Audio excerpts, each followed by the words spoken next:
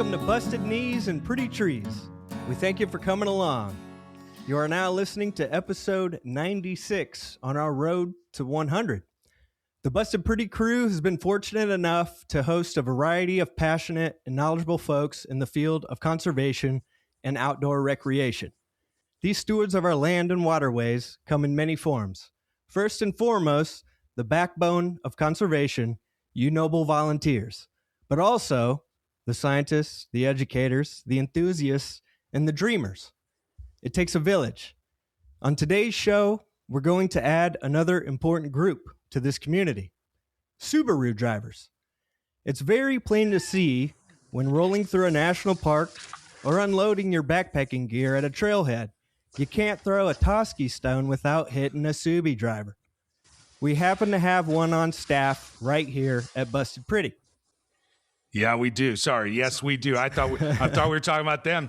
This is the first time I've been on this podcast with another Subaru driver. So yeah, you got one. Wow. Very excited. Let's go. We also happen to have not one, but two more Subaru drivers joining us today. Yes, Woo! Our guests have dependable off-road capability and plenty of stowage capacity. But that's not what caught this show's attention. It's the message they have brought along with them.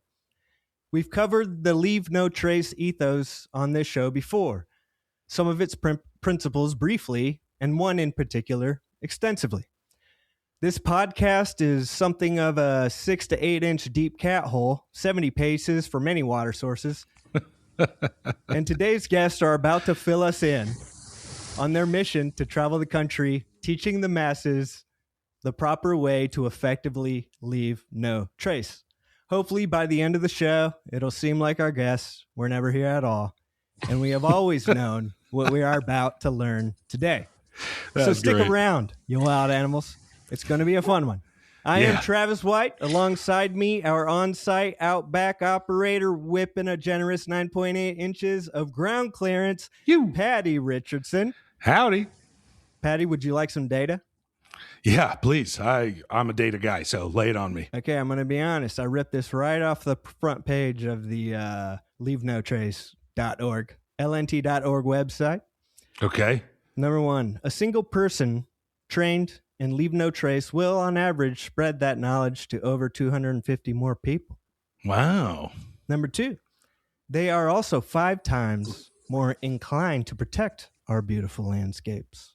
Let's go. Number 3, sadly, 9 out of 10 are unaware of the Leave No Trace principles. 90% of people? Yes. Yikes. As much as we would like to throw some Toski stones at those who don't seem to care, in reality, the bigger issue is with the folks who do care. They just simply don't know about it. Yep. It's a matter of education. So, Patty, let's get schooled. Let's do it. Our 2 guests come to us from the Leave No Trace organization, a nonprofit dedicated to protecting the natural world, ensuring its future through sustainable practices. They travel across the country, inspiring awareness and responsible outdoor recreation through science-based education, encouraging everyday sightseers and trailgoers to think beyond themselves in favor of protecting our wild spaces. Their mission of increasing awareness, in my opinion, is far more challenging and essential than any single conservation effort. Please welcome the current Subaru Leave No Trace Traveling Team, Jeanelle Soland and Rob Pelton. Yo! Thanks for coming. Yay. Did I say your last names correctly? I think you got it. Yeah, appreciate it. And what an intro. Way to tie that in. It worked out real well. Nice job. Man. Thank you very much. Thank you for coming on the show. Thank you very much. We were so excited because what you do is so different, because we're basically a backpacking podcast. Well, you could kind of consider us a birding podcast too, as much as we talk about that. Nice. Done a lot of it. A team, a couple that just travels around teaching across the country, just the no trace ethics.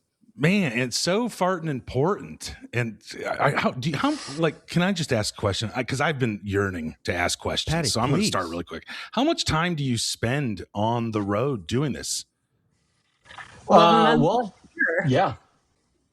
11 Wait, months out of the year, and we are on 11? year 3 of this Holy journey. smokes.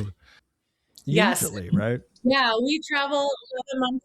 Yeah, out of the year, out of the Subaru, going throughout the lower 48, from the West Coast to the East Coast, from the East Coast back to the West Coast, in the Midwest as well. And we're from the Midwest.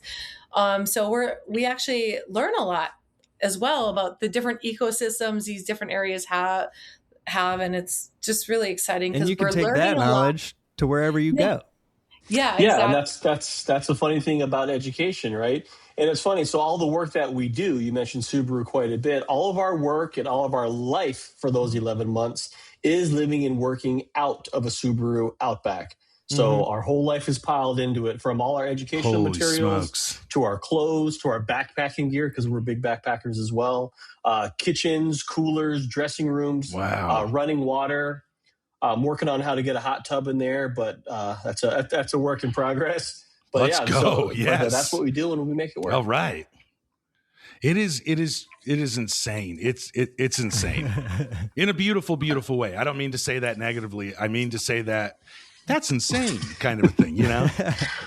Yeah, we've had such the amazing opportunity to, like I said, our hobby is backpacking and hiking. So Yeah. whether it's backpacking in Dolly Sods, hiking in the Whites, or even out on the West as well in Utah and California, we just recently in May got to backpack the Lost Coast, and Oh my gosh. the Hetch Hetchy Loop in Yosemite in April, and we try to take advantage of where a job brings us.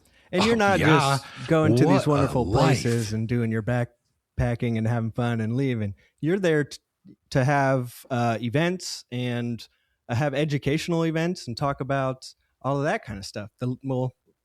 Things related to Leave No Trace. Yeah, and so beyond. we partner with all the major land management agencies, from the National Park Service, U.S. Forest Service, Bureau of Land Management. And we work a lot with those organizations to help them and give them tools and education so they can relay those messages to their visitors, because we're trying to get the education out there to kind of turn everyday visitors into everyday stewards as well, whatever that looks like. So as we get into these spaces and we work with these organizations, and we work down to the local level too, state parks and even cities and towns. It's wonderful. So then when we're in those areas, we're in a new places we may not necessarily go if we weren't forced to go there, but we're really glad we did, because we meet amazing people. We explore amazing places. Right. And we get our backpacks on and get to explore it even more in depth, a lot of times from tips from locals. Yeah, that's kind of what we've discovered just making this podcast. And our number one thing was like, we got to get interesting guests on to talk about this stuff. And sure enough, it just opens so many more windows, and you meet so many just fascinating people doing cool stuff. And how did you get teamed up with this group? It's very interesting. Like, it is an interesting story. Yeah, go for it. Yeah, it's kind of like a full circle moment, honestly. So I feel like it was meant to be. Back in our previous lives, I was a teacher in public education, and every summer I would travel out west, and I met Rob, and I invited Rob on my trip. And he joined me for a full 2 weeks, and we did a backpacking trip in the San Juan mountain range in Colorado. And as we were traveling east through Colorado, we had a debate. We had a debate about pooping in the outdoors. Yeah. And with, like, do you pack out your TP or do you bury your TP? And so, we were like, let's look to an outdoor source. So let's find a podcast that could answer this solution. And we found a podcast where somebody was certified in Leave No Trace and talked about Leave No Trace. And so we listened to this podcast for an hour. And then to go beyond that, we had another 6 hours on our drive. So we thought, let's memorize these 7 principles that Leave No Trace has that we didn't know of. We didn't even know Leave No Trace was an organization. We just knew it was a thing. I had no idea. Yeah. And then after that, I just felt like it was kind of passed from, backpacker to backpacker. Yeah. Yeah. And after that, 4 weeks later, Rob on social media found this job opening. And from there, here we are. What? That is awesome. Yeah. Way to go, Rob. Yeah, it was Way to go, y'all. It was one of those things where, we've had our lives, we're in our careers, and we always thought, wouldn't it be cool to do a van life kind of thing, find work on the road, digital nomads maybe. Yeah. But it's always one of those things that would have been cool to do. So when this job posting came up, I'm like, oh, that's neat. And I just sent it over to Jeanelle, and her first reply was, let's apply.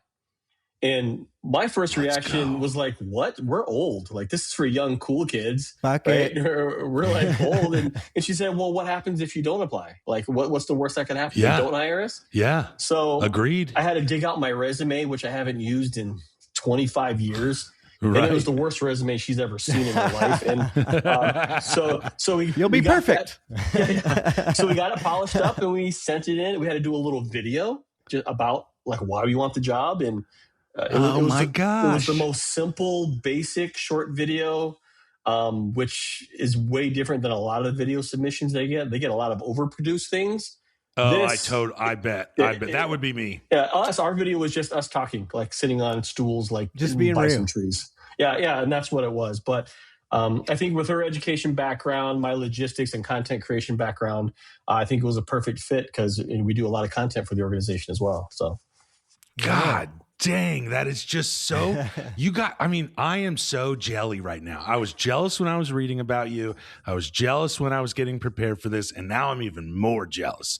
I have a Subaru, and I'm not traveling the country. You can get in there and go. Well, I know, Rob. Now I got to be a digital nomad, and I'm not sure how my wife and son's going to take that. Well, you're a Subaru. So we just moved into our brand new Subaru. We just got a new 2026, and we moved our whole life, our whole home into this new one. And you'd probably get a kick out of our setup and how it's built out and how we live in it and how we sleep on top of it and how everything is organized. That's what I was hoping that's how this would go. We'd have you guys in the studio and you'd roll up. Oh, we could. Yeah. How often? Typically, we do our virtual programming from the outdoors, and we will do that. Like, cool. We would show y'all the home. Yeah. I'm curious after we get done recording, if you stay on for a second, I'm curious as to what you use to record outdoors, because we've been looking into getting some travel mics or some lavaliers is what they're called. Yeah, we lavaliers there's a lot of options. Lavaliers. I'll send you a video that I did about the whole tour of our car, and you can kind of see how it's broken down. Oh, awesome. Sweet. That's awesome. All right, we have a boatload more to get into. I am super excited. Yes. Plus our rapid fire 5 questions, which I tried to make a little spicy. I'm not going to lie, a little spicy. All right. If you don't want to answer, you don't have to answer. But I just 9 out of 10 people don't know, and I'm just curious. So let's get into it. What do you guys say? Take a break, then get in? Let's go. Okay. All right.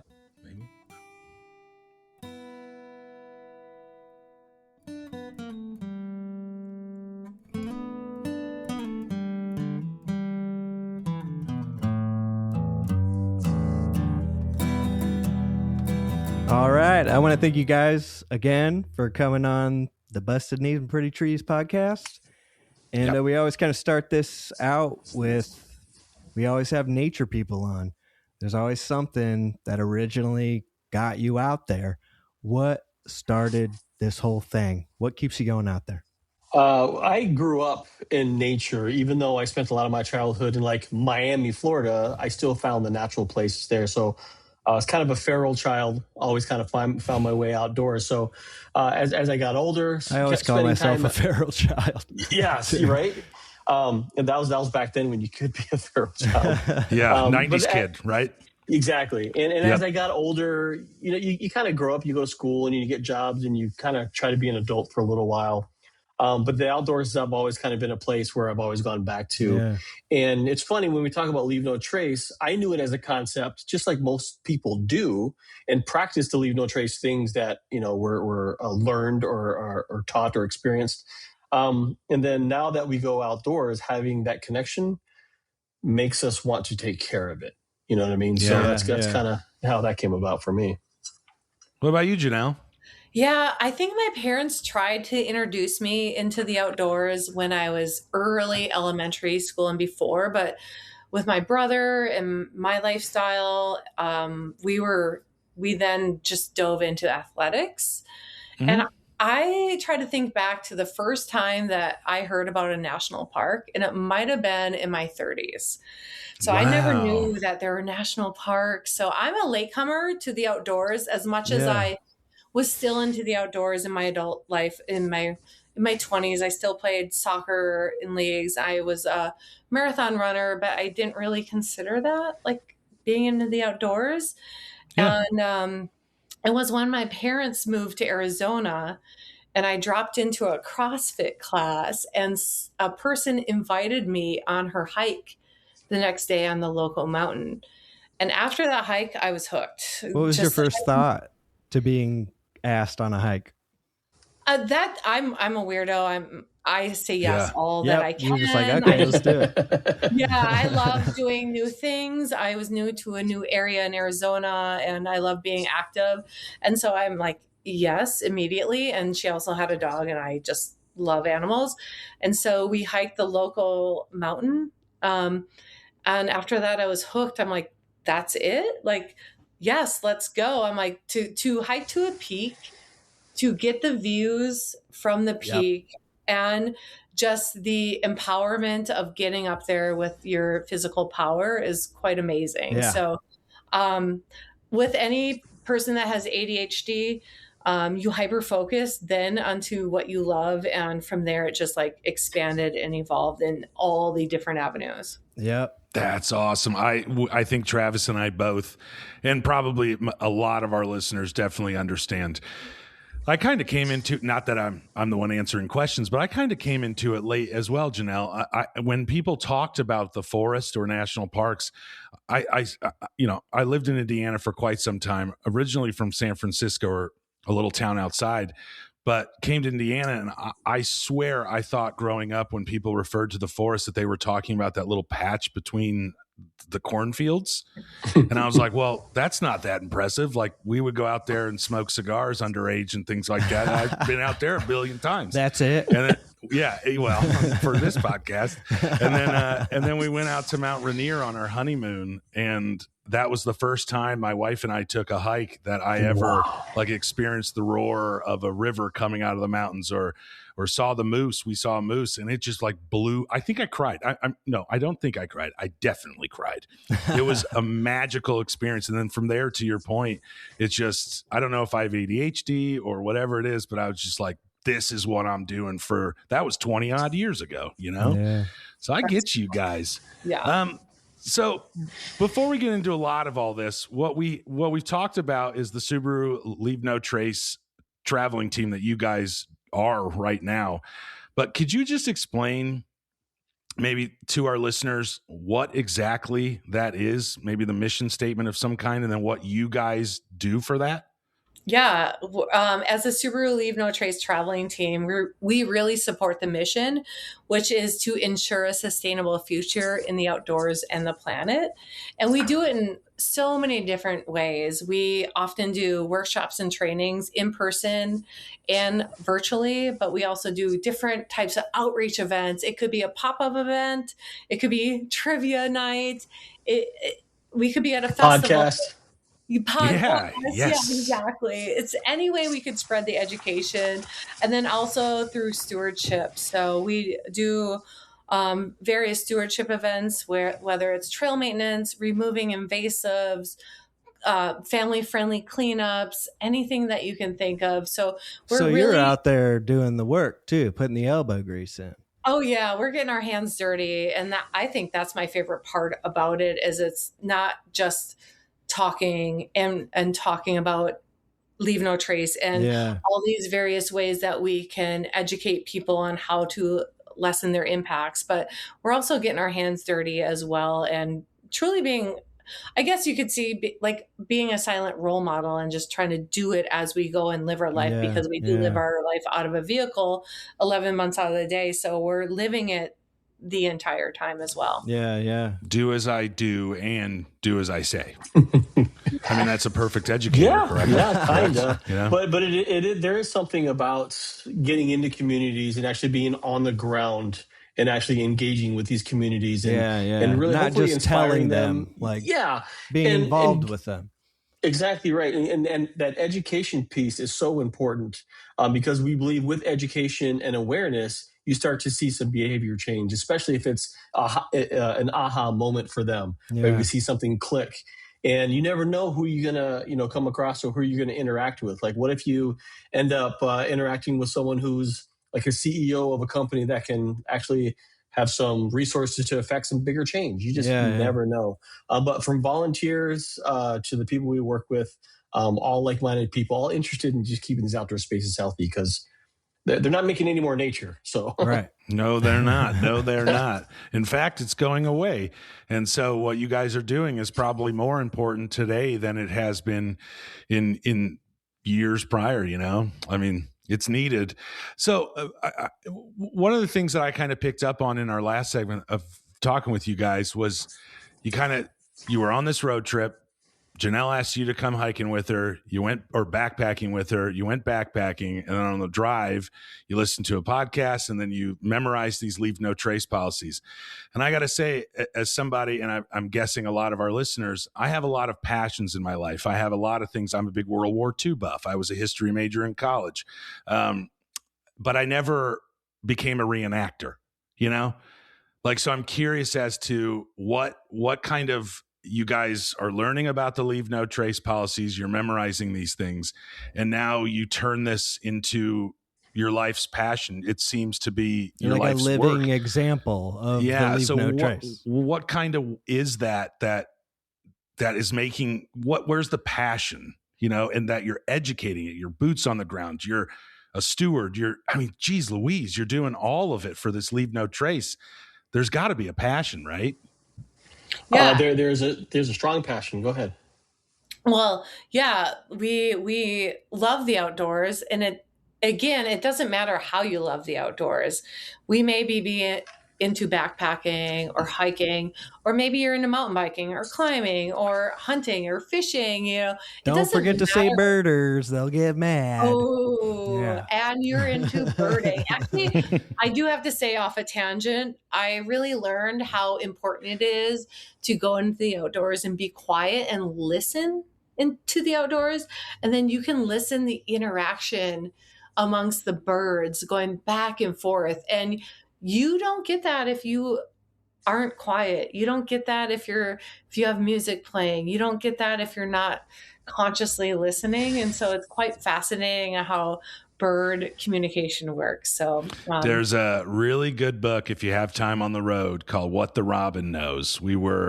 I was given the book by one of the guys we had on early on in the podcast, a fellow birder, and it is amazing. It kind of teaches how to be out in the wilderness and be a part of the wilderness as opposed to this intruder.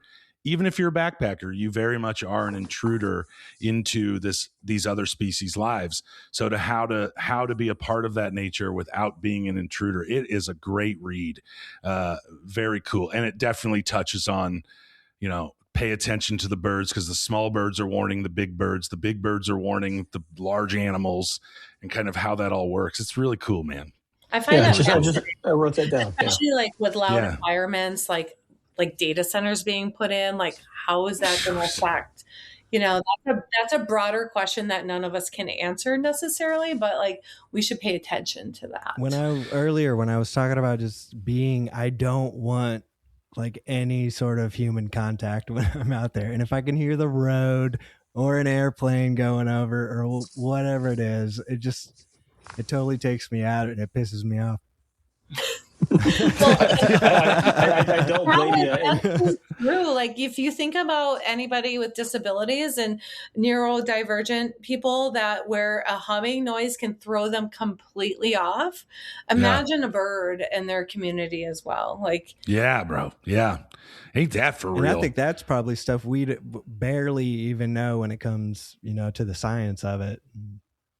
Right. Well, got that right. What's a normal day in your guys' life? Just walk us through a normal day the first in Jeanelle and Rob's life. Right before you got into that Subaru for the first time. No. I want to know what their day is like on the Leave No Trace Subaru Traveling Team. Yeah. Well, there is a lot of everyday life that happens, and I got to say there probably isn't a typical day, because every day, or a lot of times we're waking up somewhere new. We're dealing with different ecosystems or people or what have you. But there's a lot of windshield time, even though this is a very romantic work that we do, because we get to like travel and experience all these amazing places. There's a lot of windshield time. There's a lot of driving, but we have to figure out like where we're going to sleep. We've got to figure out where we're going, what stops we're going to make on the way. We got to plan meals. We got to, there's a lot of things: laundry, showers. Can we go another day without scrubbing our armpits? I guess we're gonna find out. The answer is yes. So there's all these things are kind of a constant, and all of that has to be figured out on our way to our next engagement, which is laid out for us, by the way.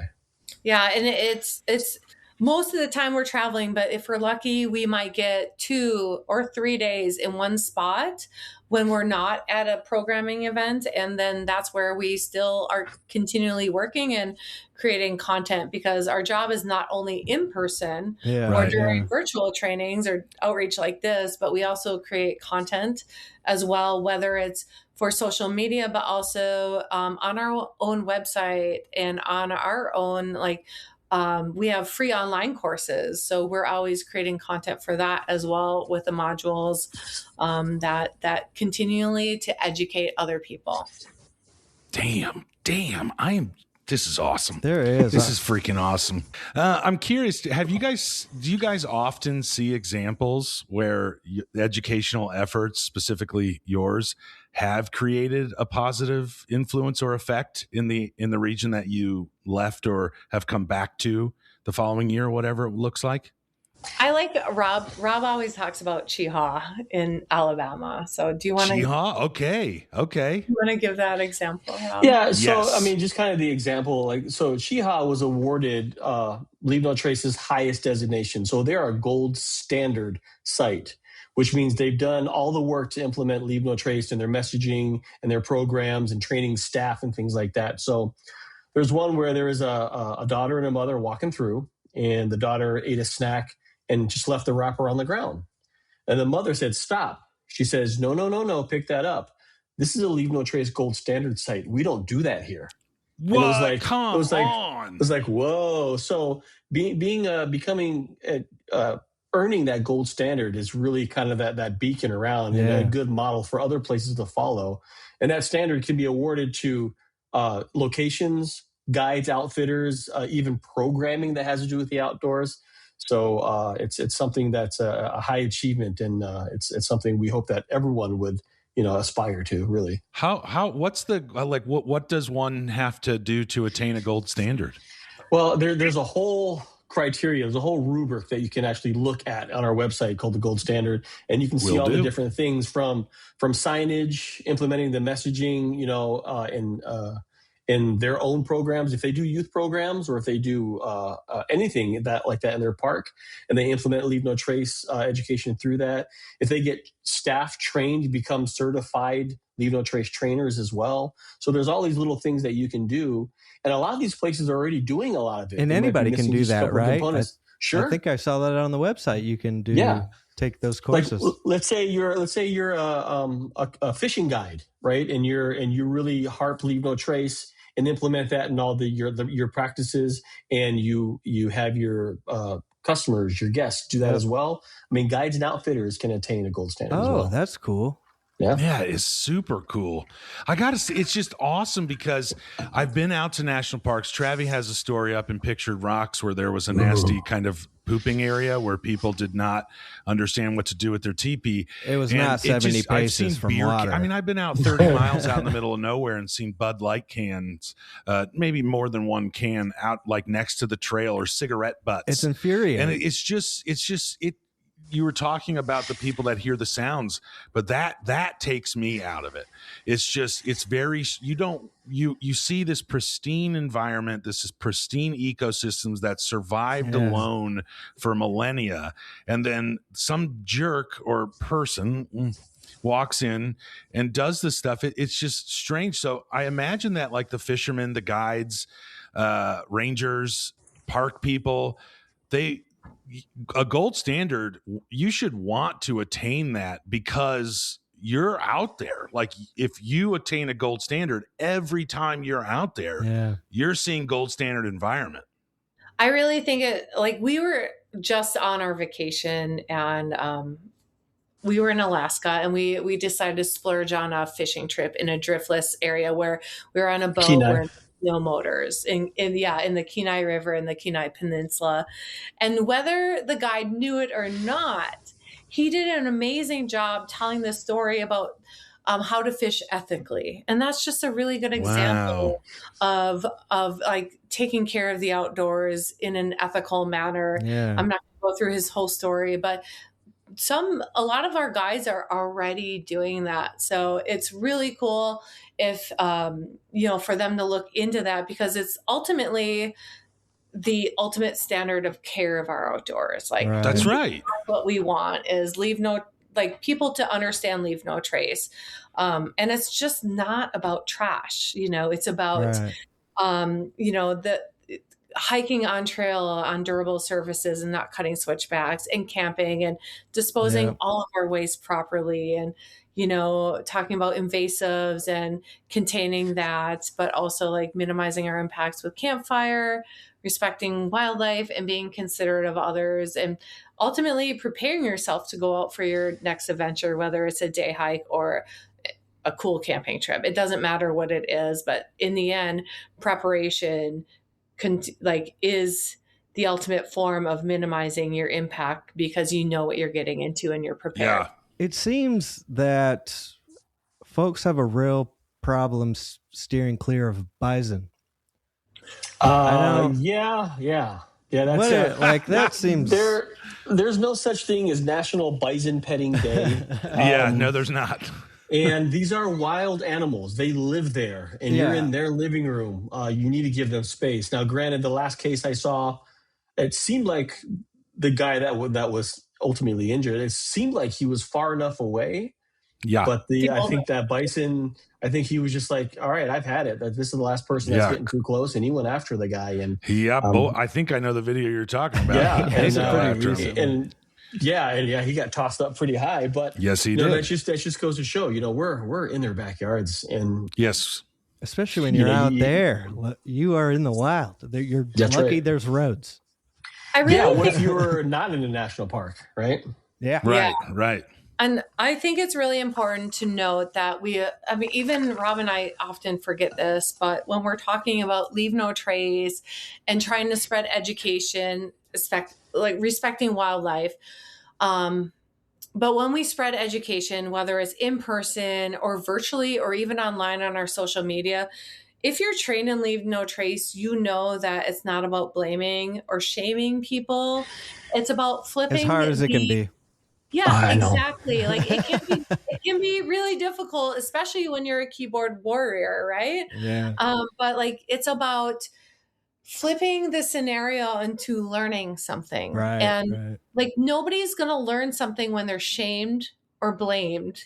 So how can we teach people more about leaving less of an impact in all the various ways without shaming and blaming people? And I really think it's like thinking of a safe classroom, and nobody's going to learn from someone they don't trust or don't feel safe with. So that's curious. As nerdy or as weird as that seems, when we're keyboard warriors, you can often tell when people start talking about leave no trace, if they're trained in it or not. It's really important that we don't blame or shame people. I agree. And that fact earlier, 9 out of 10 people don't even know. I mean, that right there would lead me to believe that you don't want to shame, that it is literally just ignorance in the best possible way. And the frustration is real, and we completely understand that. But the overall goal is for behavior change, right? We actually want these ethics to be ingrained into people personally, and without that, without that piece, you won't see people actually trying to do better. It's something that should be inherent to the American soul. It should Don't be. A lot of people trash our beautiful places. Right. And the other thing I will say is we're all in a position to where we've spent a lot of time outdoors. A lot of us grew up outside as well. So we've been exposed to these places and these opportunities pretty much all the time. But there are people finding their ways outdoors now. Like they never had this connection before. Yeah. So a lot of times they it seems obvious and common sense to us, but that doesn't necessarily mean it's common sense to everybody. But when you've told the same thing to 500 different people, the 501st person may just get the brunt of that frustration, right? So it's important to realize that people are different parts of this outdoor journey. You know, and I know when I get chastised for something, I tend to just kind of tune out. Like I just don't want to be yelled at. So I guess like when somebody comes to me with positive reinforcement or hey, let me show you something, that I'm more apt to gain that information, to internalize that, and then to learn from that because this cool person took the time to teach me, as opposed to the person that walks by, chastises me, and then I'm like, well, that guy's a jerk, so I'm not listening. So I totally understand that. And that leads me to another question, is how do you balance encouraging people to enjoy the outdoors, but while also protecting those wild spaces?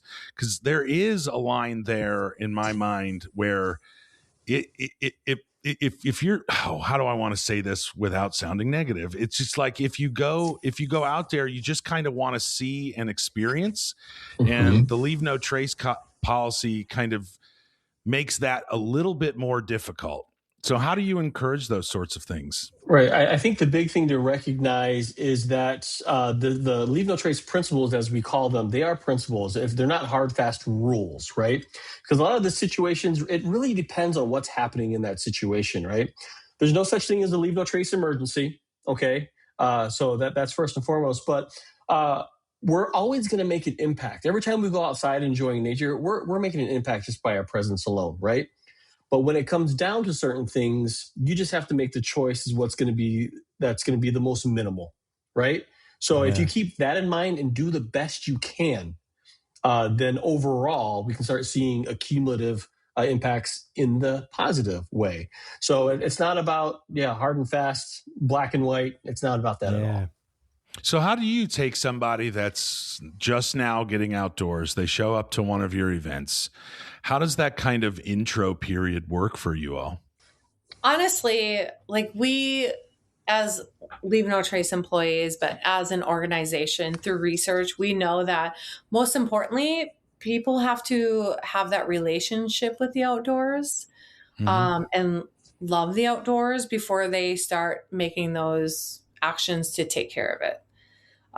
So the really big thing is encouraging people to use our public lands, our wild spaces, because they are ours, truly. So go out, whether it's your neighborhood, state park, national park, Bureau of Land Management, Army of Corps of Engineers, U.S. Forest Service, all these public land areas, go out and use them.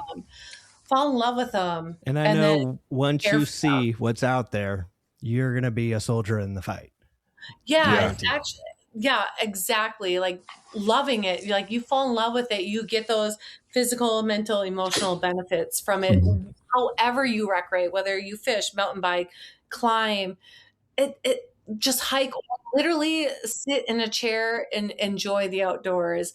Once you have that connection, that's when you start taking care of it. And so like as Rob and I, we use the public lands all the time, because as we travel the lower 48, we're driving, we're camping, we're dispersed camping most of the time. And since we use them, how do we give back? The way we give back personally beyond our job is just taking care of our campsites. So when we roll in, let's make it better than we found it. Let's clean up the campfire. There's often a bunch of trash in the campfire ring, and we clean up that trash. We clean up trash all around the area. And hopefully the goal is the next person that comes in after takes care of it just as well as we did. Yeah. Darn right. We just interviewed a man named Bill Wade. He's the executive director for the National Parks Rangers Association. And close, Patty. I got that wrong. But Bill a tongue Wade twister. was awesome, and he is amazing. But a lot of kind of 2 points that I picked up on there was one of the things that he fought against and still fights against was charging people to come into the national parks. He absolutely does not agree that it's our land. Why would we be charging our people to come into our public spaces? So he thinks, and that's that barrier there, that creates a barrier from people just being able to come in and see it. Now, obviously, there's a lot of things that need to happen for us to get to that point. But the second one I picked up on was the campsites. And he said he was over, I think he was creating a national park and touring a space. And maybe this was New Zealand. Gosh darn it, I'm going to get it wrong. And I'm sorry, Bill, but he was at the campsite and he was walking around with this group. And he noticed that this was the most beautiful campsite in any national park he's ever seen in his life. And so he started talking to the ranger, and the ranger said that what they did was every kid that came into that campsite, they would give them a bag and a stick. And they told him, if you clean up, if you bring this bag full of trash, then we give you one of these 5 or something like that posters that are really cool and somebody did. And every time kids would bring that in, and the campsite was just stunningly gorgeous. Dude, it's like Pizza Hut. Book it. Yeah, dude. Right? Yeah, I totally get what you're saying. That seems like a very easy program to implement for sure. And one thing worth noting, we have a sister Leave No Trace organization in New Zealand. Oh, really? Cool. No, nice. Just on Are a they side super tangent, did you guys hardcore? go to Damascus for the backpacking festival down there? We've been there 2 years. You did, you guys? Because Yeah. I swear to God, that's how I saw your guys' logo. Because we went down there, and I remember the Leave No Trace tent there.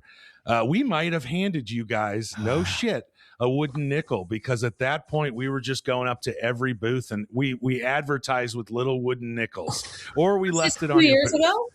This was 2 years ago. Yeah, we were there next to Osprey.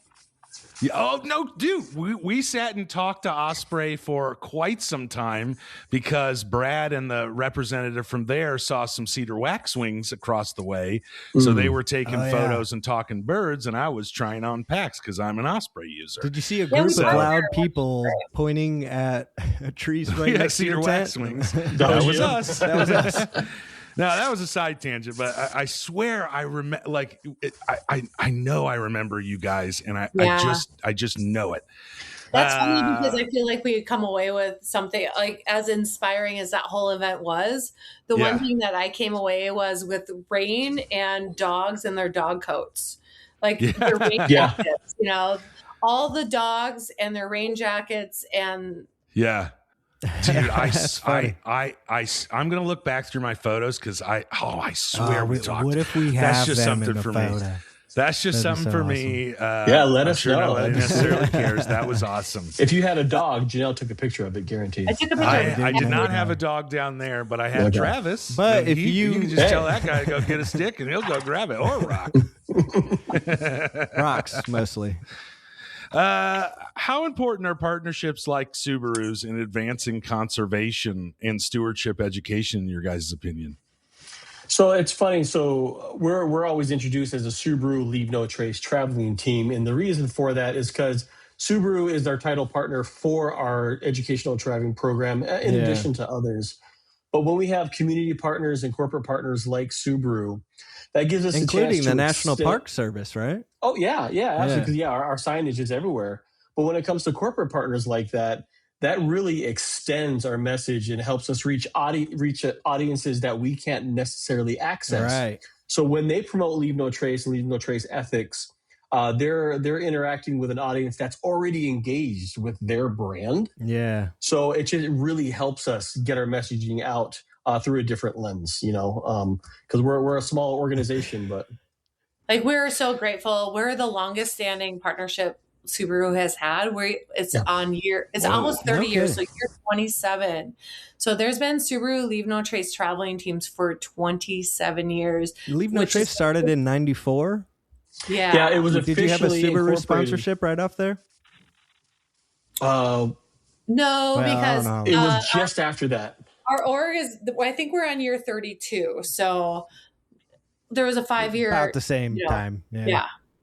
So close, but like truly gosh, if we didn't have Subaru, we wouldn't have on the ground training that could reach that many people and travel the US, and in-person events, importantly. And it's really about just getting that education out there, because education is least costly versus like restoring and most places. effective.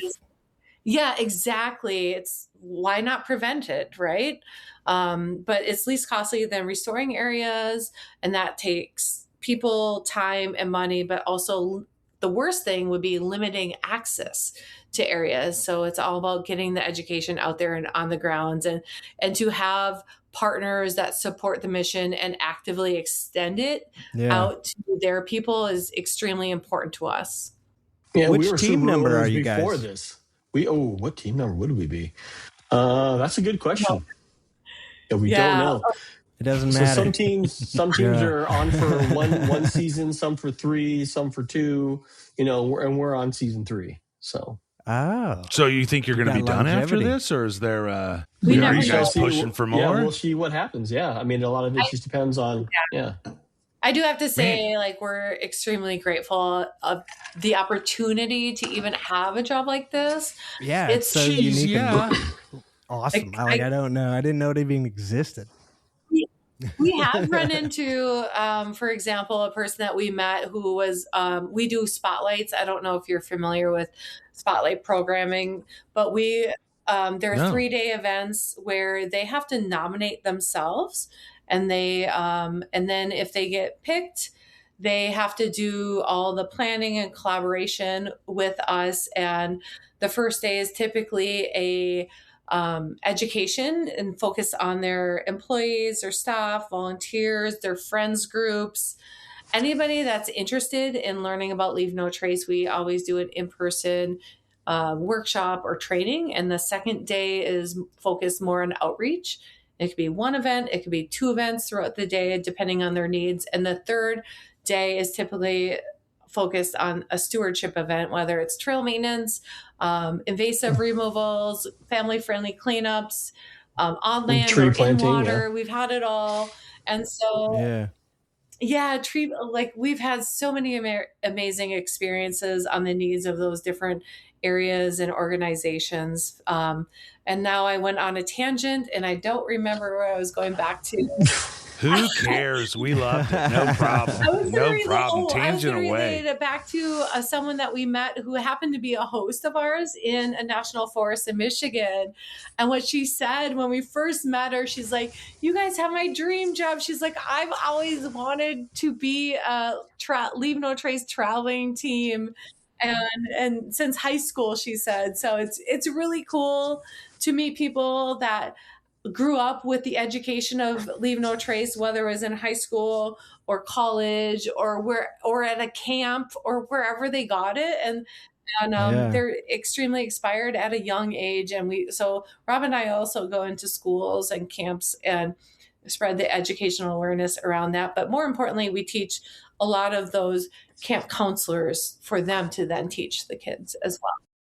Those principles, along with our messaging and educational programs, our curriculum, they're all based on science and research that our science team have conducted, right? So those 7 principles are an extension of that. Now, there was a time where there were 6 principles, and then there were 8, and then now we landed on 7. So as science and research evolves, well, then so will our messaging, perhaps our principles, our outreach, our education, all that stuff. So everything that you see and hear, it's based on research, which is really cool. Could you run through? I think we've talked a lot about Leave No Trace, the Leave No Trace principle, but for any of our listeners out there, I have to imagine they're asking themselves, what the hell? I've got these principles official are list right here, Patty. Jeanelle, well, let's let the team do it. Yeah, that's probably way better. Janelle and Rob, could you run through those 7 principles right, for and us? as we do this, we often teach hand motions as we do it, because most of us are kinesthetic learners. I have too. I like that. Cut it oftentimes out. We are better learners when we do things. So Rob and I will also do the hand motions as we go through the 7 principles, if that's cool. That's totally fine. So principle 1, and all of them, like depending on the number, you'd have that many fingers up. So principle 1 with the appropriate finger up is plan ahead and prepare. Yeah. Plan ahead There you and go. prepare. Principle Okay. 2 fingers up Into like the you're holding the paper, peace on sign. your other hand. Right? Okay. And now you can just kind of walk it down your arm. Your 2 fingers are now feet, travel, and camp on durable surfaces. So now your 2 fingers become a tent at a campsite. You know what? All right. We were trying to think of a sign that we could just, a hand signal that we could give to other hikers just to know like we're cool. Yeah, why And not? we were thinking like this. I like it. That would And that's work. exactly what you were doing. Just walking little fingers. All right. Number 3. Definitely Number 3. relatable. Principle 3, and it does involve 3 different things. So I use my hand signal as litter, but you can also use it if you're in the backcountry as a trowel, but it would be dispose of waste properly. So you're picking up your trash with your trash grabber, you're making your other hand a trash receptacle, and you're putting the trash in there. So it would be dispose of waste properly. Or this can now become a trowel. You're going to dig your hole 6 to 8 inches deep, like y'all said at the beginning of this podcast. And then you're going to do your business and scoot that dirt over. And trowels that, never touch poop. Trowels never touch poop. Okay? All right. They shouldn't touch poop. They never do. They're cleaner than a whistle. All right, principle It's not 4. going in my We're pack going to if go it's not. thumb, pointer finger on That's one right. hand, thumb, pointer finger on one hand. So 1, 2, 3, 4. Leave what you find and take a picture instead. That's good. I like Okay, that I one. like that. Yeah, that one's my favorite Put it so back. far. Yeah. Don't touch that. I mean, Take a they're all my picture. favorite. I'm sorry, I didn't mean to say that, but like that one's cool. I like the hand signals at least. So we, All right, there's 4. This is going to be great for audio. principle 5 has to do with campfire. So all 5 fingers are your campfire and fire. Ooh, And yeah. the goal of principle 5 is minimize campfire impact. So you're going to put that campfire out. Hold All right. To the touch. I like that one too. So you're going to make that campfire This is soup. nice. You're going to do water, stir, and it's going to be cool to the touch. All right. All right. All Principle right. 6. I like these 1, 2, hand 3 on signals. This one does hand, make sense. 4, 5, 6 on the other hand. Respect wildlife. Right? You can reverse it and become a moose. Okay. You can drop it down and become Oh. an owl. Right? So don't feed, follow, approach if you do animals, that. wildlife wild. Yeah, or the one that we found was 5 fingers and a thumb. Keep wildlife wild, and that's your turkey. I can get with that. Oh my I can get with that. Oh, this is going to be fun to talk That's to Brad 6. about. And the final one is principle 7 is be considerate of others. So be Yeah, helpful on the that's trail, say hi, say bye. Peace be You know, with West Coast, you do that. yeah. I like Acknowledge Damn right you your do. like be considerate 10. of your noise pollution, your noise volume, but also your Light pollution. at night your light pollution, and just be considerate of other groups there. Be considered. Those seem pretty self-explanatory to me. Maybe it was the hand signals, but also the word sounded right. I'm not going to lie. You know? I think that really helped me. It did. Really It Can we did. quiz you guys? I'm Can you guys go affected. through them 1 through 7? Yeah, I try don't know. to quiz This us one is- on one. Principle 1. 4. It's Something 4. but don't touch leave it. leave Take a it the way. picture. Yeah. Take a picture Leave what you instead. find. Leave what what you you All find. right, so what's one? Nice. Gosh, I have. One. Oh shit. Oh yeah. Think. I'll say it again. Plan ahead Plan Plan ahead. Plan and ahead prepare. and prepare. Prepare on and your prepare. paper. Plan ahead and prepare. Plan ahead. I swear to God, I'm gonna get to know all these. The next We're time gonna I get 'em. see you guys when you're rolling through Fort Wayne Yeah. or somewhere near, Dig it. I'm gonna quiz Okay, you let's- guys. Would you stay an extra 2 hours after the show to get so Patty and I to can train us Let's go through them real quick. until we Let's get go through them them all? real quick all together. Okay. So 1 is Okay. plan ahead, prepare. Plan ahead. 2. Plan ahead. Travel Prepare. and camp on durable Yeah. surfaces. And camp in durable surfaces because your fingers turn into a tent. And hey, I'm a hiker too. 3 Yep. is dispose of waste properly. Because it's a trowel or scoop your poop There you go. or swipe your Yeah, poop. exactly. Oops. Yes. I skipped the poopins. Okay. Four. One, is two, the three, one. 4. Leave what you find. Take a picture instead. It's the finger count. 5 is minimize campfire impacts. I like that one. Principle Make 6. a little pudding out of Principle it. 6. 6 is don't touch the what? It could be any. Respect wildlife. Yeah. How are you doing that, Rob? I don't know. Understand that. Oh, there we go. Now I got it. There we go. Nice. Okay, and then 7. Be considerate of others. Say hi. Say bye. No light pollution. No noise pollution. There we go. And I like the way Rob's doing be that. excellent to each other. I know that. That one's always really let your guard down after you see Yield that. on the trail. Yeah, you do. All right, so that was awesome, by the way. That was super fun. But I was leading a little bit because I am curious. I imagine through all these educational courses, all the training you've done, all the places that you've been, there's 1, maybe 2 of these leave no trace principles that people just really have a tough time on, that you've learned to focus on with these individuals. Some of them are easy. Don't touch the wildlife seems like the one that everybody can really jump on board with. Say hi, say bye, those sorts of things. But do you have one principle that people just have a real tough time getting, that you seem to have to focus on? Yes. Well, one thing that's kind of common everywhere you go, whether it's intentional or non-intentional, is trash. Trash is everywhere. Whether you're intentionally dumping it or just accidentally losing the corner of a granola wrapper. The more people we see outside, the more trash usually comes along with it. So with a little of awareness, you can start keeping track of your own trash, because the easiest thing to do in my brain is just to pack out what you packed in, right? And that includes beer cans, because those beer cans are now lighter, right? So it should be easier to pack out.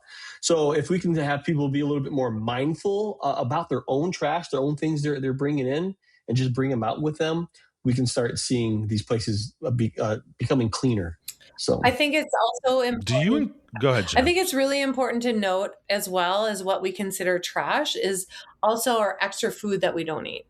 That is also considered litter and trash and should be carried out, because then we're kind of leaching into principle 6, respect wildlife. And what we don't want is any type of wildlife to get human food. It doesn't matter if it's a chipmunk, a mouse, a bear, a deer. We want to refrain from any animal getting habituated to human food, because then we have unnecessary human wildlife interactions, which could cause a lot of harm to both humans and wildlife. So when we talk about food that we don't eat or finish, that we have on us, it's something that's really important that we pack away and pack out, and we don't give any type of food to our wildlife.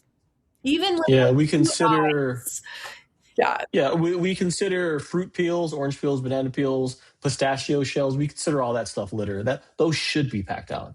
I saw. Oh, absolutely. When I was going through your site, I saw a post, which was I don't remember when it was posted, but it was from Elkhart, Indiana, and it was an article about the most common litter that they found on trail, and the top one is orange peels, and then bottle caps, aluminum cans and fire pits, balloons, and plastic straws. Yeah, honestly, Really? The orange peel situation is an extremely hot debate. We consider it litter for many reasons. Number one, it's unsightly to the next visitors that come along. They don't have the same experience you had without an orange peel on the ground or thrown in a tree or That's what I was bitching about earlier. Preach, yeah, sister. exactly. But it also brings wildlife to the areas where we recreate. And we want to refrain from any wildlife coming into our areas and vice versa. We want to keep wildlife wild, for them to be scared of us, for them to stay away, not for them to come in and beg for food. Once you know they've been begging for food, we've really interrupted their natural habitat by their foraging skills.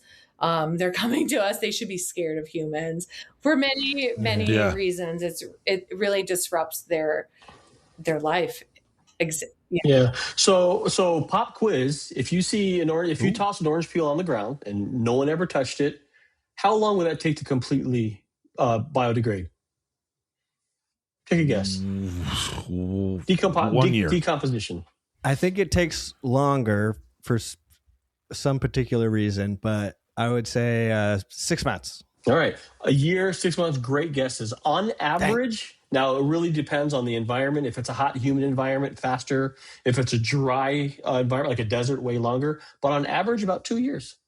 2 years. Like an animal will dissolve to bones well before then. And also not critical to our animals' diet unless there's an apple orchard there, or that's where orange or grove. Yeah, sure. Just not natural to them either. No, and I mean, obviously, I agree with you guys because you guys are the subject matter experts. So I'm going to agree no matter what. But it's just not natural. It's you can just make not them believe there. anything. So I definitely get what you're saying. Do you guys ever promote like? When I backpack, I always have I repack all my stuff into a Ziploc so then I can use those Ziploc baggies for trash bags and then just keep kind of putting so the stank is collecting inside of multiple Ziplocs by the end of my trip. But what I do, I mean, I think most people probably do, but do you guys encourage picking up litter as you're hiking? Is that part of your training at all? Yeah, we do. If it's something that you're comfortable with doing, if it's there, I mean, try to. Where we do it a lot. I know there are times where I'll go on a backpacking trip and my group will do the gallon bag challenge. Our challenge is just to fill a gallon bag by the time we get back to the car. And sometimes we need more, sometimes we need less. But yeah, if there's garbage and you're inclined to pick it up, it would greatly help. Yeah. We just don't want to encourage other people to leave it. Yeah. Yeah. Like you don't, as to be a good steward of our environment, you don't have to participate in actual cleanups. You can do those small actions on your own. So we highly encourage in a safe manner to pick up, litter items, whether it's along the trail that you're hiking or in your neighborhood. All those different small actions do add up in general when a lot of people are doing them. Yeah. Right on. Even if just pick up one piece. If everybody picked up one piece, just one piece, it would. And for fun, improve things greatly. Have y'all, what do you guys do with your empty peanut butter cups or peanut butter containers? Or jars. Well, most I've been composting for the last 5 odd years. Nice. So any big jar like that, I just shove full of everything possible, and then I will let that sit for a little while until it starts looking like it stank, and then I take that out to the compost bin, and then I generally recycle the peanut butter bottle. That's really cool. That was my answer. Travis? Great answer, Betty. Well, I just asked that because a lot of times in our outreach, we like to give tips and tricks on, how can you safely do your own small stewardship actions. And one of them is using a peanut butter jar with the screw-on lid. And as you do your hike or walk with your dog, picking up little micro trash safely, obviously, and putting it in a container, whether it's your pocket or a peanut butter jar, and even your dog waste, picking it up with a doggy poop bag and then putting it in the jar and putting the lid on and putting it then in your pack and finishing your hike, and you don't have to smell the smells. And it's just doing all those small little things and giving those different tips and tricks and ideas out to other people on how we can be good stewards without putting junk in our pockets or bags or whatever, have a container on you all the time. Yeah, that's now that's perfect. I will start keeping some of those peanut butter jars around for the old hiking trips we go on. Next weekend we're going yakking, so I think I might eat a shitload of peanut butter this week. There you go. And then the dog gets to lick the container clean, though, right? The dog gets to. All 3 of those dogs are gonna love it. Or those Talenti jars. Love it. Those Talenti jars. The little guys. Sure. I'm a former teacher, and during COVID, I'm like, how can I do different lesson plans with people spread out? And one of them was Talenti jars that are the gelato. They're plastic. But, I got but to reuse them as much as you can. And I just actually reached out to my entire community and got about 100 Talenti jars. And Rob really... You ate all the gelato. Come on. I would have. Rob No gets shame. annoyed of all these extra jars that we have in our cupboards. Like, what is happening? What? Yeah. But they're super useful. Like, you can like put duct tape around them and write some fun stuff on it and collect your trash as you go on your walks, or put your dog waste bag in there. And so it doesn't smell. Silly things that we do, you know. I do like that idea. That's great. Yeah. The problem with peanut butter jars is to wash them out, you're wasting so much goddamn water. And then are they even going to recycle the damn thing when you throw it That's in why there? you might as well. We hope so. No. Yes, we do hope so. I want to get into a little bit more fun questions, a little more open-ended questions. If you guys want to, it's up to you all, but you know what? It's not up to you all. I'm hosting this. We're going to roll. All right. If you could change one thing about how Americans interact with public lands, what would that be? Oh man, I would love people to take a little bit more ownership into these public spaces, because like we mentioned before, these public spaces are for everybody. Like if you think about it, like nature and these public lands are like the most accessible places we have, right? They're there for everybody. So if we can get people out there and actually connecting with these spaces like we mentioned earlier, then we can start seeing people wanting to start taking care of it as well. Now, there's always outliers, right? But if you care about something, you typically want to take care of it. So we would love the people to take just a little bit more ownership on those public lands, enjoy them, protect them. So not only you can continue to enjoy them, but the next generations as well. Janelle, you agree, or you got something else? I couldn't say less about people, just getting people outside. I know we've had an influx of visitors into our outdoor spaces, but whether it's since COVID, whether it's your neighborhood or you're actually going onto public land somewhere in the backcountry or national parks or state parks, I just can't encourage people enough to go use these spaces. Use them for all the things that we need as humans to help us physically, but also our mental and emotional space that we need to balance life out. Go use them and build that relationship and find out what you love about these spaces. Like for me, it wasn't until I was older and I was actually invited. So I would encourage people to invite people into these spaces. And then as you invite them and you're integrated in these spaces, like you can start teaching people how we behave in these spaces as well. And man, that's well said. And then they can go on and teach 256 other people too, right? All right. Yeah, and it just constantly spreads out from there to where that in 10 years, that 9 out of 10 people is more like 6 out of 10. And then another 50 years, it's 1 out of 10. And then now our environmental spaces are just gosh damn pristine. Gold standard across the board from the Atlantic to the Pacific. Gold standard planet. Go. Love it. Let's go. And that all awesome. brings us back around just to making other people aware, educating them to not just, don't just preach the leave no trace, but make them understand why and the why this is so wonderful, these places that we have, and just to be proud of it and to take care of it. And that's very powerful what you said, the why. A lot of people have to understand the why. So if you're armed with education, actual factual education, and have people understand why we're asking them to do something or not do something.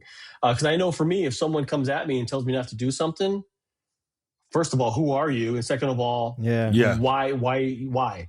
But if I can understand why what I'm doing is affecting the environment, the wildlife population there, and if it's a place that I chose to spend my time, energy, and money going to, well, that means I value that space. So if I can understand how I'm affecting it in a negative way, now I can have that self-realized behavior change, which is the goal, really. We have learned a lot being in this amazing job that we've had, and we've learned a lot of the whys, and we didn't know a lot of the whys before. So like, it's kind of crazy if you think about it, and then you learn the whys. It's kind of a snowball effect. So let's say you're hiking or walking down a trail and you decide to go off trail. You're trampling vegetation. It takes minimal amount of people to go through that same trail and have vegetation loss. And now after vegetation loss, you have soil compaction. And then you have a rainfall that comes down, and then it erodes that really important organic soil, erodes that into our water, and now affects the water quality as well. So like learning the whys behind this is truly amazing. And you would never think that one little impact of stepping off trail could affect so many different things about that ecosystem. You got that right. I don't even know how to follow that up. That's just, you guys are preaching, and I dig it. I don't know how do you move on to another question? I just want to keep asking stuff about that. Sorry, I about laid off another one. I'm trying to be positive, Rob. I swear, I not let you down. Well, let's be positive. It's your podcast. It's your podcast. Let's talk about it's your guys' stuff, and I want to make sure we're promoting you properly. All right, then I got a positive question for you. What gives you hope for the future of conservation and stewardship? That's like a super deep question, by the way. Mm-hmm. I know. Honestly, this is how we've had a few scientists. We've had a lot of conservationists. We have people from Michigan to Indiana, out west, kind of everywhere. And I think that as deep as it is, I think it's exceptionally important, because I think we talk throughout these conversations. I think for the first hour and a half, we can get kind of negative, kind of a little bit on the solemn side, because it can get negative. We know that there's trash. We know what's going on to our public spaces through the administration and global climates and all those sorts of things. Ultimately will never end. Right. But I do like to at least get something in there from the kind of the quote unquote horse's mouth of what are you hopeful for? Well, Rob and I talked about this today on our very long drive. Yesterday, we left Colorado, and today we're in Minnesota. Woo, that is a long drive. So we had time to think about this and actually just talk about it with each other in our own personal beliefs. So we can kind of split this up in a sense. Like, you can think of future conservation as an individual thing, and you can also think of it as a collective issue as well. And I like to think of it as our youth first. They're our next generation. So how can we get our young youth, our kiddos out there exploring the world, falling in love with the outdoors, and then throwing that education in with it and how they can take care of it when they're exploring, but also protecting it as well.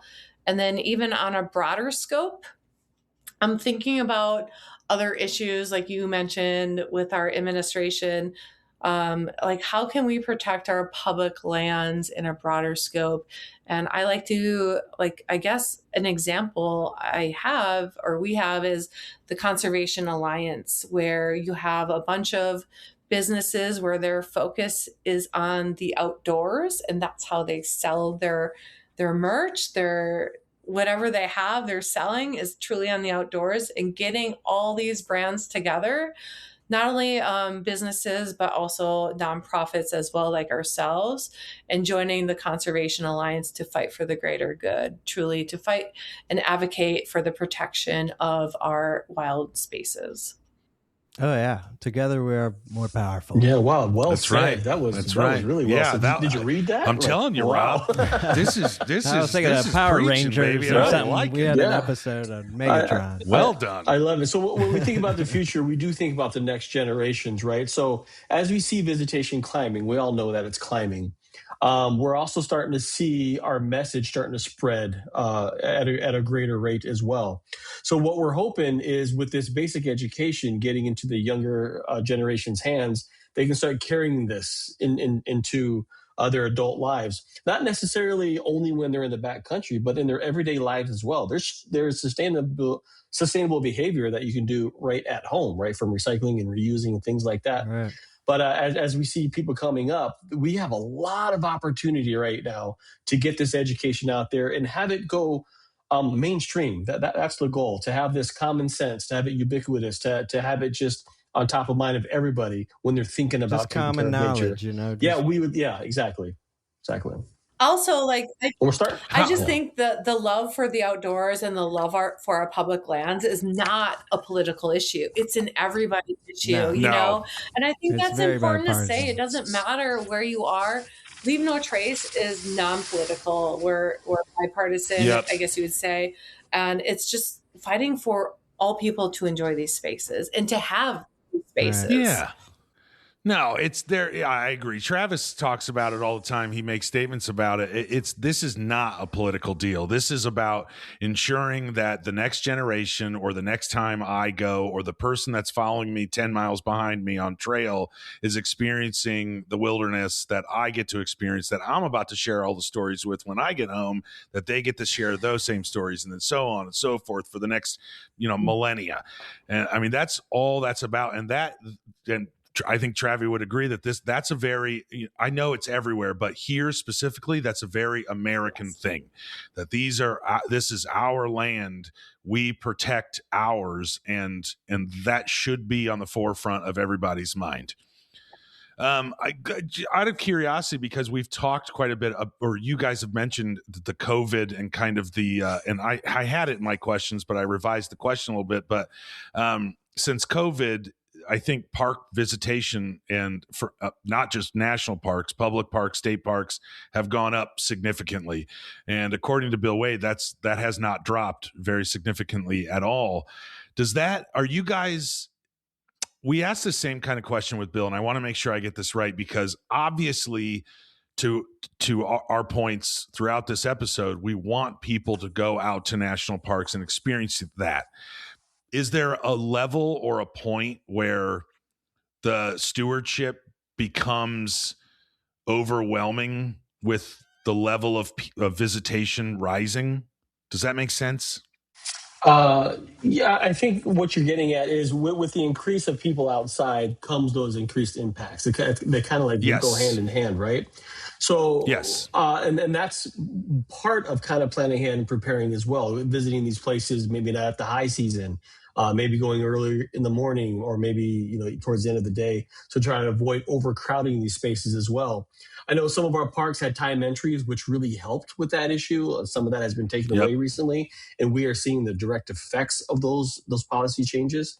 But as we get people outside and seeing people being exposed to the outdoors, we're hoping that they're armed with some of this basic knowledge. So when they're out there, they can kind of keep this in mind, so they can make the best decisions to keep it as clean and healthy as possible.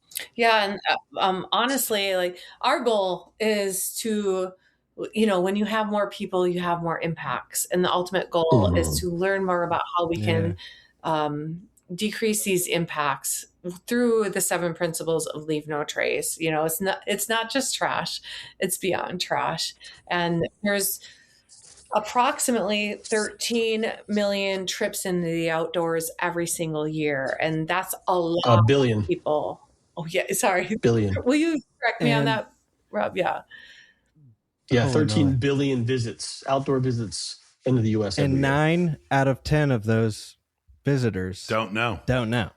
Right. That's right. So that's a huge surge in people. Right. Yeah. Not 13 billion people, but 13 billion visits. Yeah.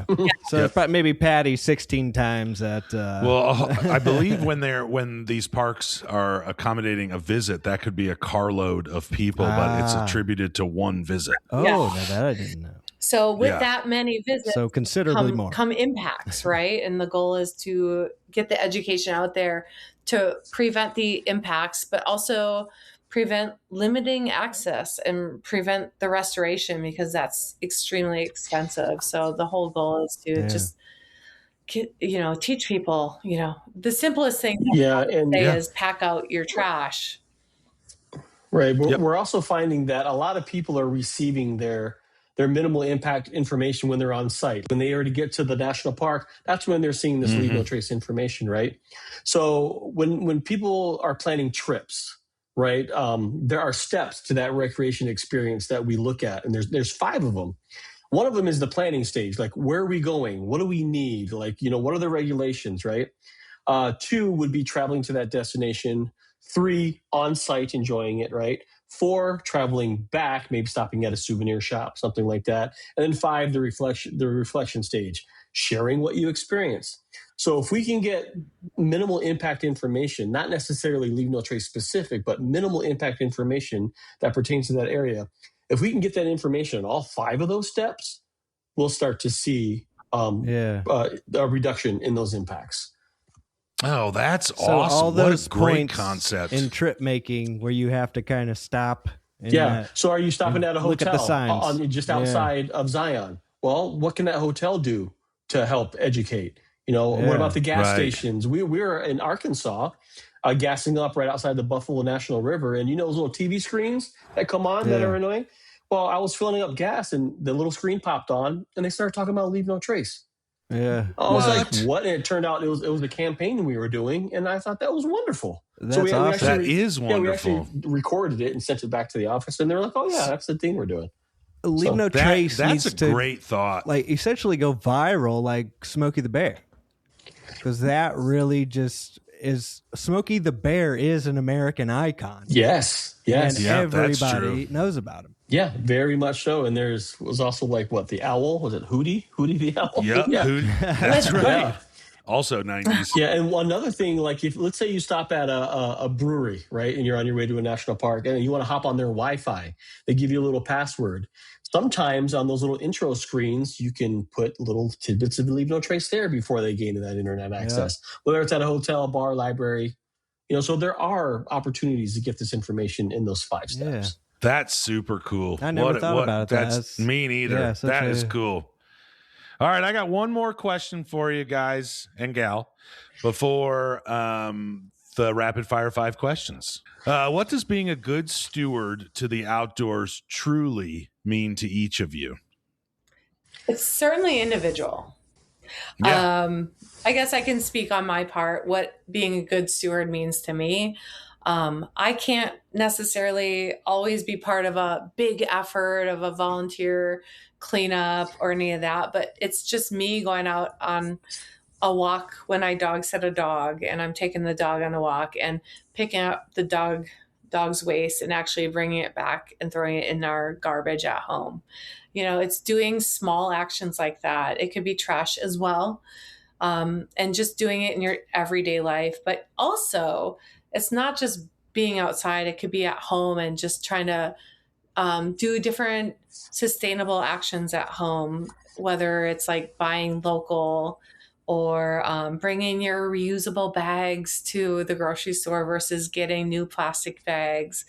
There's a bunch of different things that we can do in our daily life beyond just going in on a hike that we can be more sustainable as well. Right on. Yeah, Rob, follow that. Yeah, well, I guess for me, first of all, donate to Leave No Trace. That would help. Nailed it. LNG.org. A lot of LNT. it really, as Jeanelle kind of mentioned, it's kind of a personal thing, right? Take on the things that will make it easier to do those things. If you're thinking that, man, I don't have time to join a cleanup or organize something, that's okay. But what you can do are those small things, even picking up that little bit of trash, even making sure that you're keeping track of your own stuff. All those things are a part of it. And if you have the time and the resources to do a little bit more, great. It's certainly not expected, but even the small little actions, we got this way because of small actions added up over time. So if we can start thinking about it and doing small actions in the positive way, we can start to move that needle in the other direction into that lesser impact side of it. So it doesn't have to be grand gestures, as Jeanelle mentioned. It could be small, everyday actions that will help over time reverse some of these negative impacts we're seeing. Absolutely. All right. Wonderful. Very good. Thank you guys very much for that first round. Now it's time for the rapid fire questions. These are doozers. Remember, they might be a little spicy. I might have edited them because I pansied out a little bit. You said they were hardcore, right? Oh. Well, I remember doing it, and then I remember being like, ooh, these might be spicy. So I might have edited them. So is rapid meaning don't elaborate, just answer? We try. You guys really can try. do whatever you want. This is open-ended as much as you guys prefer. Right. But it very much is. Let's move Try. it. Travis is the one that ends up talking I'm more usually, than anybody yeah. during these. I'm gonna All work right. on If it. every visitor to public lands adopted one leave no trace habit tomorrow, which would make the biggest difference? Keep track of your trash. Simple as that. Keep track of your trash. Okay. I'm going to say Jeanelle? something different. Respect wildlife. Don't feed wildlife. I love that. I love both of them. Agreed. What's a greater? Go ahead. Oh, that was Travis. What's a greater threat to public lands today? Is it ignorance? Is it apathy? Or is it overcrowding? I'm going to say apathy, indifference, people not caring either way. We need to get people to care about them, but they need to make that connection first. Jeanelle, you're nodding. Same. You agree? It's about people making the connection to the outdoors first. We can't force people to take care of it. They have to want to like it first in order to take care of it. So we encourage people to get outside, use our public spaces, and then take care of it at the same time. Okay. What is the difference between loving the outdoors and being a steward of the outdoors? A lot of times they go hand in hand, but they don't necessarily have to. You can love the outdoors and being in the outdoors, but that doesn't necessarily mean you have to be a steward. It's wonderful if you do take that mantle a little bit, but certainly not required. Just loving them alone, hopefully, should have you do your part. Okay. I don't leave trash on my loved ones very often. You can love the outdoors in your own special way, honestly. So like whatever you love to do in the outdoors, it could be reading a book in your backyard. So being a steward of the outdoors could look a little different, but both go hand in hand. You have to love the outdoors to take care of it. Agreed. What's one unethical outdoor behavior that people often justify to themselves? It's just one time. Yeah. Yes. So I'm guilty of that. I presume guilty you're of that. referring to that little wrapper or whatever. It's just one little wrapper thing. It's not gonna hurt nothing. I have an example of this because I try to take my leave no trace label off me in my own personal world. But when I'm scrolling through social media, sometimes it can be really hard. So I have to try to do what we teach people to do is how can we teach people in a positive way, in a positive light, without blaming, shaming, and not being that keyboard warrior in a negative light. So, for example, I saw a social media post on someone jumping the fence in Sequoia National Park just to go take a picture next to General Sherman. And they literally did say in their caption, it's just me. It's just one time. Right. And then I go in, I'm like, well, let's do the math, right? How many visitors does Sequoia National Park actually have? And they have 1.2 to 1.4 million visitors a year. All right, if we say 1%, let's just 1% of the visitors jump the barrier there, whether it's that barrier or a different barrier, it doesn't matter. That's 12,000 people a year. That's 1,000 people a month. And that's 33 people a day jumping the barrier and saying, it's just one time to quickly take a photo. And that one time is trampling any vegetation if it's left, compacting the soil and ruining affecting the root system and the bark of that grand master beautiful tree that we all love and want to take a picture next to. So it's not just one person. And again, it's not, I just don't even know how to try to be positive about it. But if you just do the big numbers and that's 33 people a day doing that. But if you do less than 1%, it might be 10 people a day. And that's still a major impact to that one tree. Too many. So it's not just us doing it. Other people are thinking the same thing. So if we could just do the right thing collectively as a whole, we can make a huge difference in a positive way. Yeah, and I think that was good data, by the way. That goes to just the cumulative impacts like we keep talking about. And for me, it's not that big of a deal if I just cut this switch back. What happens is when people do that and not take the actual trail, the trail is built to handle those impacts, those footsteps, right? That's what it's there for. And when you start cutting switchbacks, because you're saving a few steps, well, now that particular section that's being cut off, now you got that vegetation loss, right? You got that soil compaction. Now you got the erosion because the water is going to take the path of least resistance. We know that, right? Now we start seeing trail widening, trail braiding. That's actually a really big issue, especially in high altitude alpine areas. You know how long that vegetation takes to grow up there? Oh, man. It's like hundreds of years for just a couple of inches of soil because the growing season is so short. So take those extra steps, take the switchbacks and preserve that trail because that's what it's there for. Yeah. Darn right. All right, this last one I was super excited about. I know I'm now listening to you guys and getting to know you a little bit more. I can feel, taste, hear all the senses of your passion. So I am uber curious. When you look back at your time on the traveling team years from now, what impact do you hope you've made? That's another deep question. I know. I was so excited for this one. Rapid fire. I keep, Well, these aren't. Yeah. No, I know, but this, because you guys are so farting passionate, and you're doing this as a couple. You're traveling the country. You're teaching all these things. Like, you got to hope for something at the end of this, right? Well, yeah. So, go ahead. Okay, I'm coming from. I taught public school for 19 years. Wow. Okay. Thank you very much. You're not expected to get anything back, honestly. We've had Patty's high school biology teacher on the podcast. Still impacts me to this day. I love it. Yeah. It's like, we're built as teachers, not expected to get anything back. But when we do, it's extremely heartfelt. So when we do get comments back to us like, wow, we really appreciate your workshop.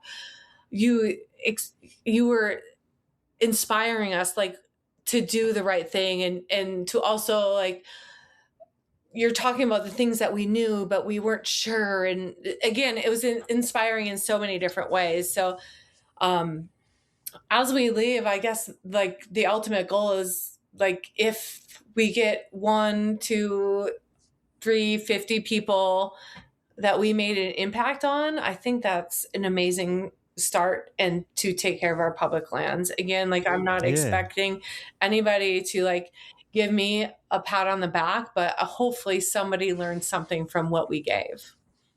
Yeah. Yes, ma'am. Well, you got 2 right now. Oh, right on. That's right. Yes. We appreciate that. For us, as we talk about, stewardship, about doing small parts to help with that overall effort, right?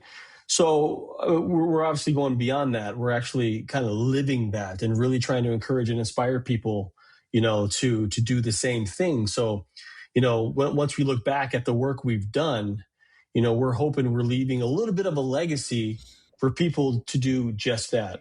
And like I said, in no big, grand gesture way, but in just the small parts and hopefully inspiring others to do the same as well. So we're hoping we're leaving some of that inspiration behind and motivation behind for others. That is our hope.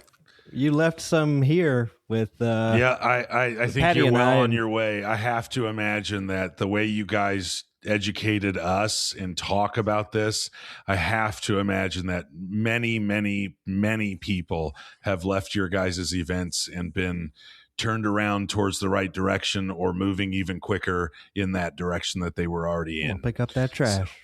So, way to go, guys. Way you guys to are go. Fun. It's so truly easy to talk to, and I imagine the courses that you guys do, and it's very much the same as this.